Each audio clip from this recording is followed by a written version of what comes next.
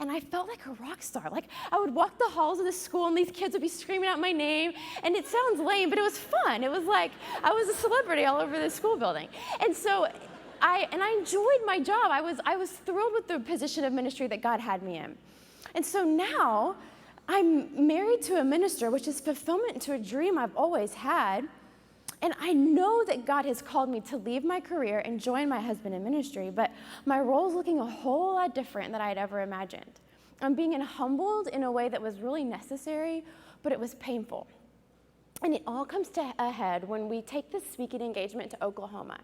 So it's this week-long speaking engagement, and months of preparation had gone in advance as Chris is speaking to 4, sometimes 5 high schools a day. We're talking middle of nowhere, Oklahoma.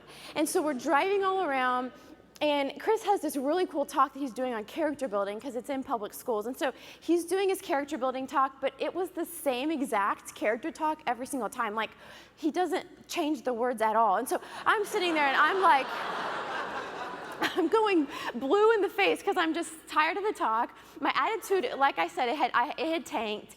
And I'm keeping myself busy with my helper roles, but in my head, I'm really wrestling with God, like really questioning, like, God, I was more useful in the classroom. Like, why did I ever leave that? What are you doing with me? Well, finally, the end of that week comes, and it's the grand finale night. It's a Wednesday night, and there's like 2,000, it's kind of like this, except imagine you all being all lost high school students. So you've come to this huge arena to hear Chris. He's the keynote speaker.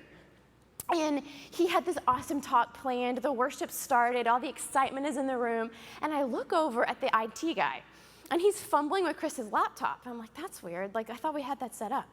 Turns out he's dropped the laptop on the concrete floor. It's busted. And there is now no PowerPoint for Chris to use, which normally would not be that big of a deal. But in this particular talk, every point that he made was met with a really specific illustration on the screen. So we were like in a panic. So I run out to my car, grab my laptop, and try to think, I can find these pictures. I'm sure I have them saved on my computer. Well, I have like 2 of them saved, so that's not gonna work. So I get on Facebook, and mind you, people are around me worshiping, their hands are in the air, and I'm like frantically searching on Facebook for these pictures on my computer. And so I end up, some kid earlier that summer had taken pictures of the screen while Chris was talking, and like we had all these pictures. So it was like a miracle. So I'm like downloading them all and like get them saved. I recreate the PowerPoint minutes before Chris takes the stage. It's ready to go. And he does an awesome job that night. It was a spiritual high for those kids. It was a neat night. But then all of a sudden, I go back to the room, and I'm talking with the tech guy, trying to help him realize it was his fault that the computer broke, thinking maybe I'm hoping that he's gonna now offer to maybe at least like $100 toward the repair, but no, we're getting nowhere. And I think I'm hearing my name come over the PA system. And so I look up, I'm kind of confused, and the guy that was running this whole weekend is standing on the stage with the microphone in one hand and a bouquet of roses in the other, and he's calling me up there. So I'm kind of embarrassed and confused. I go up to the stage and I stand there as he tells the entire audience that this week would not have been possible without the love and encouragement that I gave to Chris.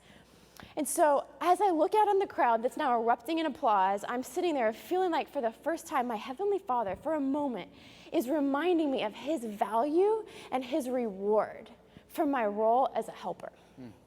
Thanks, Adrienne. And isn't she awesome?